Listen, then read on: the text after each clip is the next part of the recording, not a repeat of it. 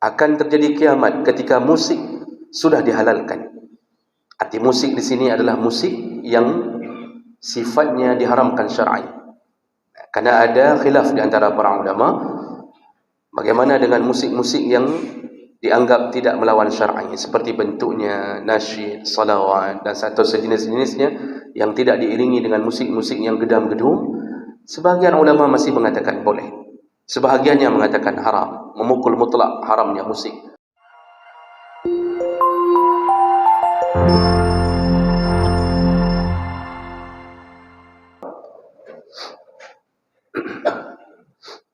Alhamdulillahi Rabbil Alamin, wassalatu wassalamu ala nabiyyina wa sayyidina Muhammadin wa ala alihi wa ashabihi ajma'in. Amma ba'd. Rabbi shrah li sadri wa yassir li amri wahlul 'uqdatam min lisani yafqahu qawli. Segala puji bagi Allah, kemudian salawat dan salam kepada Rasulullah, pada keluarga dan seluruh sahabat-sahabatnya yang Allah muliakan insyaAllah. Bapak-bapak, ibu-ibu, jemaah salat subuh yang telah datang karena Allah, dan mudah-mudahan kedatangan kita tercatat di sisi Allah Subhanahu wa ta'ala. Bapak ibu yang Allah muliakan, kita masih membahas tentang golongan orang-orang yang dipastikan akan mendapatkan azab kubur. Di pertemuan kita yang terakhir, kita sudah membahas salah satu yang dipastikan mendapatkan azab kubur, yaitu mereka yang sampai meninggalnya tidak bertaubat dari dosa ghibah atau dari dosa mengumpat orang lain. Selain diancam dengan neraka, dia mendapatkan siksaan di alam barzahnya.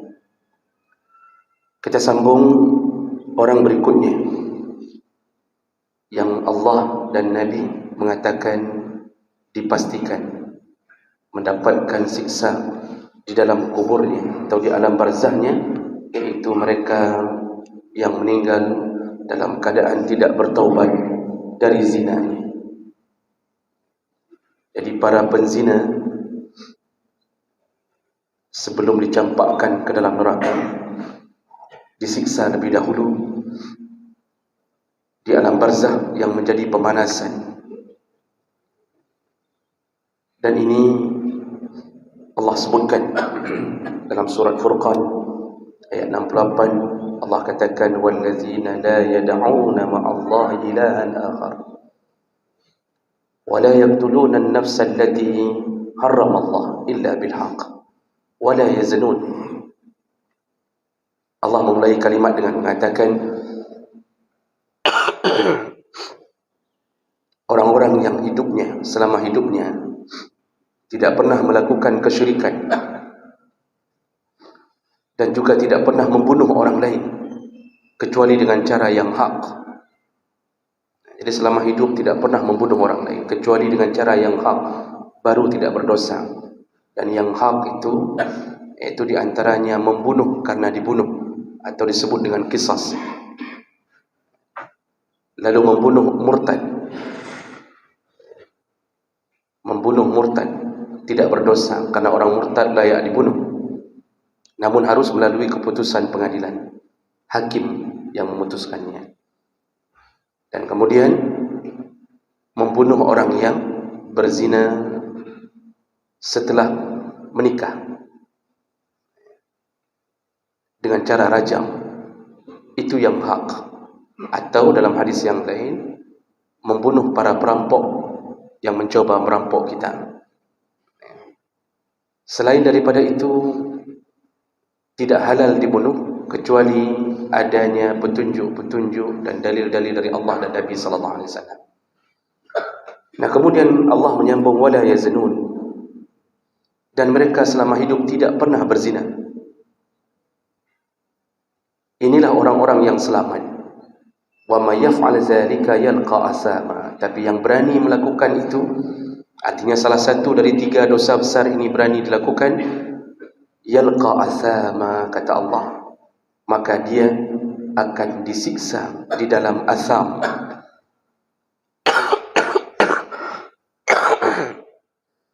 Ada yang menafsirkan asama adalah lubang di dalam neraka Jahannam.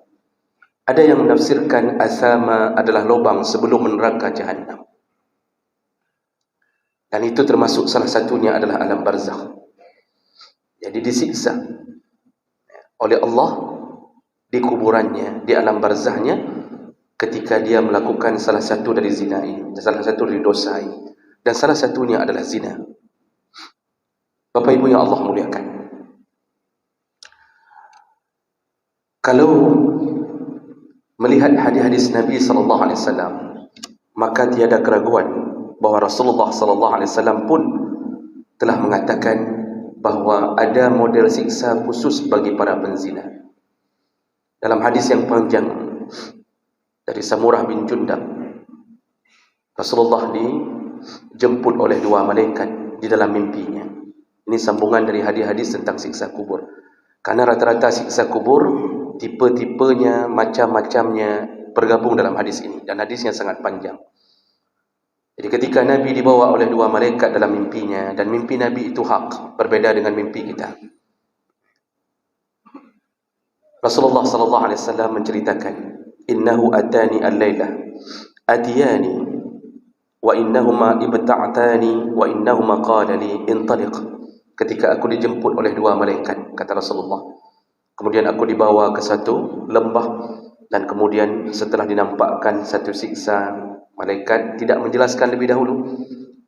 Mereka hanya mengatakan, intaliq, Muhammad, pergi, kita jalan lagi, kata malaikat. Wa inni intalaqtu ma'ahuma, dan aku kemudian melanjutkan perjalanan bersama 2 malaikat tadi. Fantalaqna fa'atina ala misli tanur, dan sampailah kami di dalam satu lembah, dan di lembah itu ada tanur. Tanur itu panci, periuk yang besar, tentunya besar sekali. Qala fahsib annahu kana yaqulu fa iza fihi laqit wa aswat. Kata malaikat, perhatikanlah wahai Muhammad, dengarkanlah, dan ku dengarkan di dalamnya suara jeritan-jeritan. Di dalam periuk besar itu, suara jeritan-jeritan yang sangat kencang, artinya kerasnya menerima siksaan. Qal fattala'na fihi, lalu kami mendekat ke periuk itu. Fa iza fihi rijalun wa nisaa urat, dan kami mendapatkan di dalam periuk itu telah berkumpul laki-laki dan perempuan dalam keadaan telanjang. Wa iza hum ya'tihim lahabun min asfal, dan mereka sedang berada di bawah, di punggung periuk, di lapisan bawah periuk. Ketika api menjalar dari punggung periuk, maka terangkatlah air rebusan. Jadi dalam itu ada air rebusan. Ketika api menyala, maka mendidihlah mendidihlah air tersebut, terangkatlah mereka dari bawah, jadi menuju ke mulut periuk. Jadi dalam hadis ini disebutkan bahawa para ulama mensyarah periuk itu modelnya lebar di bawah, tertutup di atas. Jadi model periuk seperti ceret yang lebar badannya tapi punya mulut di atasnya. Jadi ketika dibakar, mendidih api air ini naik ke atas puncak. Disitulah laki-laki dan perempuan telanjang itu menggelepar-gelepar sampai ke atas periuk. Lalu kemudian api itu meredup lagi, mereka turun lagi ke punggung periuk tadi. Dan terus mereka mendapatkan hal tersebut hatta ila yaumil qiyamah, sampai ke hari kiamat. Dan ketika selesai perjalanan Rasulullah, malaikat bertanya, malaikat menjelaskan tentang kejadian tadi. Lalu malaikat mengatakan, wa amma rijal wan nisa al-uran alladzina fi misli bina'i tanur. Muhammad, tadi yang engkau lihat laki-laki dan perempuan yang berada di dalam periuk, di dalam sebuah bangunan periuk, Ini bukan periuk kecil-kecil yang muat manusia sampai ribuan. Lalu kemudian malaikat mengatakan, fa innahum az-zunad waz-zawani. Mereka lah yang dulu di dunia perempuan-perempuan penzina, laki-laki penzina. Hadis riwayat Bukhari. Jemaah Allah, begitulah siksa kepada orang yang ahli zina. Semakin dekat dengan kiamat, salah satu daripada dosa yang akan merajalela, kata Nabi, adalah zina. Kata Rasulullah, la taqumus sa'ah, tidak akan terjadi kiamat hatta ya'ti qaumun min ummati, sampai ada di antara umatku yastahillunal harir wal ma'azif wa yadhharu zina. Tidak akan terjadi kiamat sampai di antara umatku ada yang menghalalkan sutra. Jadi sudah mulai bicara mengelabui hukum. Sutra haram bagi laki-laki. Itu pakaian surga, dibolehkan bagi perempuan, karena perempuan salah satu perhiasan surga. Tapi ada umatku yang menghalalkannya. Dan ini telah terjadi. Umat-umat Muhammad tidak peduli apa yang dia pakai. Kemudian wal ma'azif, akan terjadi kiamat ketika musik sudah dihalalkan. Arti musik di sini adalah musik yang sifatnya diharamkan syar'i. Karena ada khilaf di antara para ulama bagaimana dengan musik-musik yang dianggap tidak melawan syar'i, seperti bentuknya nasyid, salawat dan satu sejenis-jenisnya yang tidak diiringi dengan musik-musik yang gedam-gedum. Sebahagian ulama masih mengatakan boleh, sebahagiannya mengatakan haram, memukul mutlak haramnya musik. Tapi tidak semua ulama setuju mengatakan tentang haramnya musik, apalagi musik-musik yang menyentuh urusan-urusan agama, artinya membangkitkan ghairah untuk beragama. Dan ini banyak kitab yang membahasnya. Dan yang ketiga, kata Rasulullah, tidak akan terjadi kiamat sampai merajalelanya zina. Bagaimana bentuk merajalelanya zina? Dalam hadis yang lain Rasulullah sallallahu alaihi wasallam menyebutkan nanti menjelang kiamat seorang laki-laki akan menerkam seorang perempuan. Arti bahasa menerkam di sini, dia akan memacari, menzinai, memperkosanya, menghamilinya. Bahkan berani mereka lakukan zina fit tariq, di tengah-tengah jalan.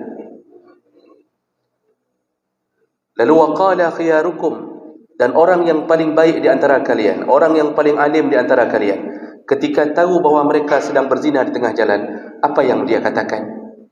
Dia tidak melarang zina itu. Dia cuma mengatakan, kalau mau berzina jangan di sini. Kedih, belah deh bintih gini, baik deh bak kau. Kalau mau berzina jangan di sini, ke sana. Cari kamar sana. Zina tidak dilarangnya, tapi yang dilarang jangan zina di sini. Itu orang yang terbaik di antara kalian menjelang kiamat, itu perkataannya. Artinya itulah kekuatan kita melarang zina di akhir zaman. Makanya zina hari ini di hotel-hotel, siapa yang melarangnya? Tidak ada. Apalagi kalau punya backing orang yang kuat-kuat, siapa yang melarangnya? Tidak ada. Hari ini kita hanya berani melarang yang di tengah-tengah jalan. Itu pun kalau berani. Berjalan di waduk saja kita keliling, melihat laki-laki perempuan berpasangan. Berapa orang yang hari ini yang berani memberhentikan motornya lalu menampar dua orang tadi? Tidak ada. Kenapa? Dilapor ke polisi, dilapor ke undang-undang, yang kena orang nampar. Maka kita hari ini disibukkan dengan urusan-urusan khilafiyah, disibukkan dengan urusan kunut, disibukkan dengan urusan-urusan tunjuk jaro goyang atau hana goyang, disibukkan dengan jumlah rakaat tarawih yang berulang-ulang tiap tahun. Orang berzina merata, siapakah yang melarangnya hari ini? Akhir zaman, kiamat segera terjadi, dan salah satu penyakit paling hebat adalah zina. Lihatlah sekeliling kita, lihatlah bagaimana merebaknya zina hari ini. Jemaah maka Allah Subhanahu wa taala, apa penyebab kehancuran kita hari ini? Penyebab terjadinya zina, yang pertama, dilahirkannya generasi-generasi laki-laki yang tipis imannya, kurang didikan agamanya, tidak ditanamkan rasa takut kepada Allah dari kecilnya, tidak diberitahu bahwa ini maksiat besar, lahirlah dia dalam keadaan apa adanya. Dari SD tidak dilarang oleh orang tuanya, diberikan fasilitas HP, diisi pulsanya, berkumpul di bawah tiang-tiang wifi, membayar 3.000 untuk mereka yang punya tiang wifi, mau buka apa saja terserah. Tidak ada nasihat dari orang tua, nak ini haram, nak ini tidak boleh. Dulu Masya Allah, kakek-kakek kita, siapa yang tidak suka dengan perempuan? Normalnya suka dengan perempuan. Karena itu salah satu daripada fitrah kita laki-laki. Yang tidak suka perempuan berarti hana bereh. Apalagi yang suka laki-laki, lebih hana bereh lah. Tapi Masya Allah, kakek-kakek kita dulu, mereka punya rasa malu, aib sekali. Kedapatan di jalan sedang bergandeng tangan, kedapatan di jalan anak perempuan dibonceng di belakang sepeda, malu sekali rasanya. Orang jahiliyah pun berzina, tapi mereka menutup pintu-pintu rumah mereka. Mereka berzina di dalam kegelapan. Hari ini anak kita SD sudah tahu cara berzina. Setiap pop-up itu yang muncul tiba-tiba, sedang main game tiba-tiba muncul gambaran-gambaran orang berzina. Hari ini ketelanjangan dianggap biasa. Perempuan-perempuan bugil, telanjang, memakai baju apa adanya, dianggap pandangan biasa. Di dalam game anak-anak pun pakaiannya pun pakaian orang-orang yang tidak boleh dilihat. Dibuat bentuk-bentuk kartun yang seksi-seksi. Siapa yang melarangnya? Banyak orang tua hari ini mengatakan, yang penting baik perkara rumah ke apa? Jangan ganggu mamak sedang kerja, jangan ganggu ayah sedang kerja. Ini HP ambil, mau main suka-suka mainlah. Berkumpul dengan kawannya. Muncul WA kepada sesama anak SD. Kamu suka sama fulan, nanti kamu begini, nanti waktu SMP jadian ya, nanti Masya Allah, hilang sudah harapan kita.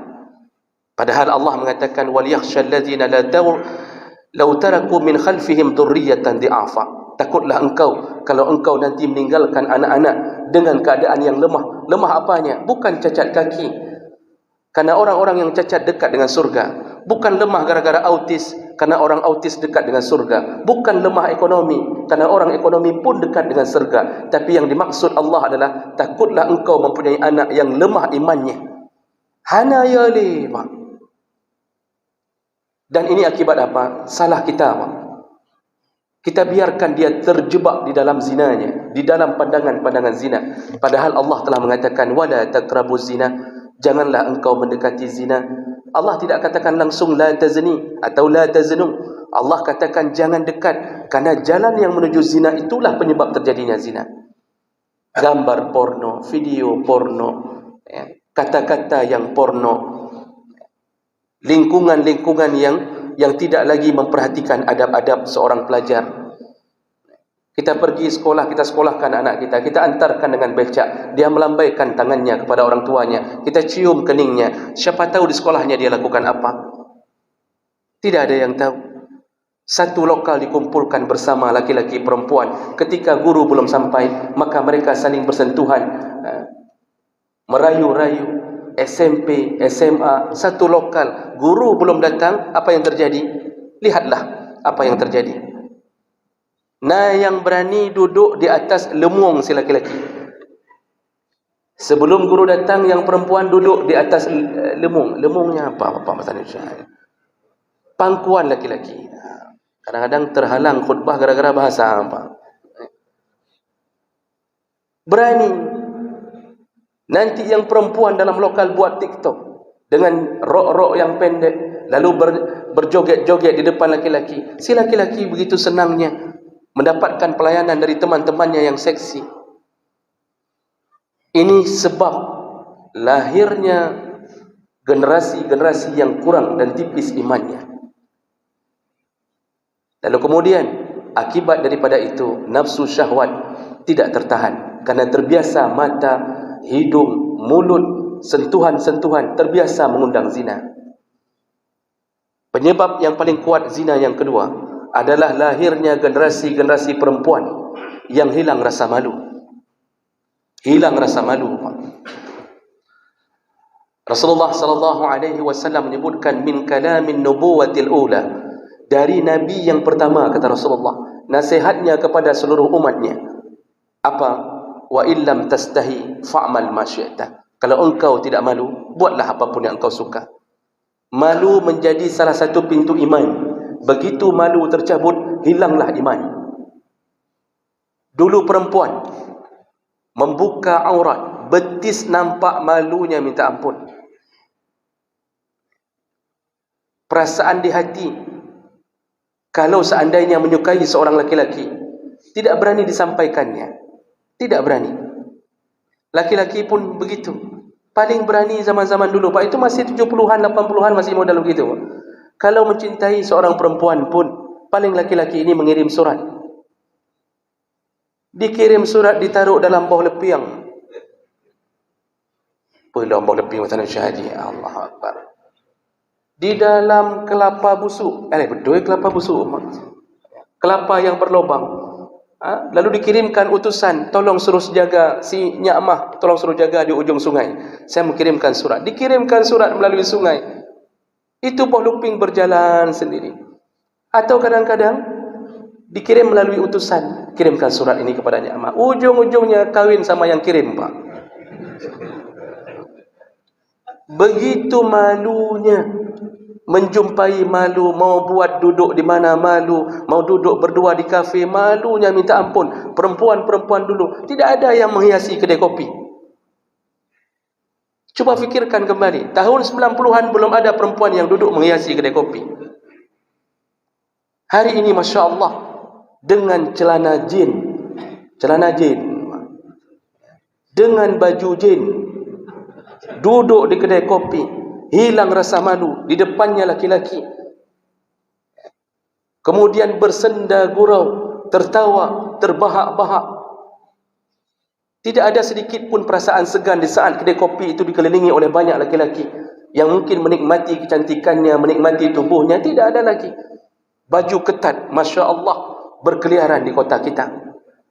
Bahkan orang-orang yang non-muslim begitu beraninya membuka, menampakkan auratnya, tiada lagi yang menahannya. Tiada lagi rasa takut. Tidak tahu lagi bahawa dia sedang tinggal di Aceh yang selalu kita banggakan, Serambi Mekah. Berboncengan menjadi hal biasa. Berulang-ulang saya katakan bahawa di antara dosa pemimpin terbesar di saat membiarkan maksiat merajalela di kotanya. Maka kita merindukan pemimpin yang saleh. Rindu kita pemimpin saleh. Kami ini apalah? Cuma andalan mik dan mimbar. Kami yang berbuat, belum berbuat, kami duluan yang sudah ditampar.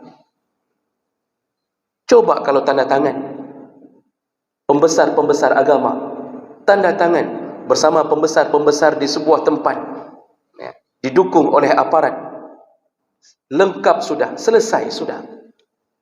Sayang, kita menunggu kemarahan Allah Subhanahu wa taala. Makanya ketika seorang perempuan keluar dari rumahnya, kata Rasulullah, istasrafaha syaitan, dia dihiasi oleh syaitan. Laki-laki akan meliriknya, jalannya, pinggulnya bergoyang-goyang. Laki-laki meliriknya. Kalau perempuan yang berjalan, syaitan hinggap di mana? Di punggungnya. Hadis Nabi menyebutkan syaitan kalau perempuan keluar, hinggap di belakang punggungnya. Semua laki-laki akan memandangnya. Tapi kalau laki-laki yang berlenggak-lenggok, adakah kita yang melihatnya, Pak? Ketika kita keluar berlenggak-lenggok, hinggapkah syaitan di belakang punggung kita? Jangankan kita sama laki-laki, perempuan saja muntah lihat laki-laki berlenggak-lenggok. Jemaah maka Allah, begitu hebatnya busur panah syaitan. Perempuan dijadikan telanjang, dijadikan bugil, belum lagi tontonan, belum lagi gambar-gambar. Maka begitulah keadaan di akhir zaman. Berzina di tengah-tengah jalan, orang begitu beraninya, tidak ada lagi rasa takut kepada Allah Subhanahu wa taala. Jemaah yang Allah muliakan, Rasulullah sudah mengatakan dalam satu hadis, "Iza taharatil fahisyah," kalau sudah merajalelanya zina,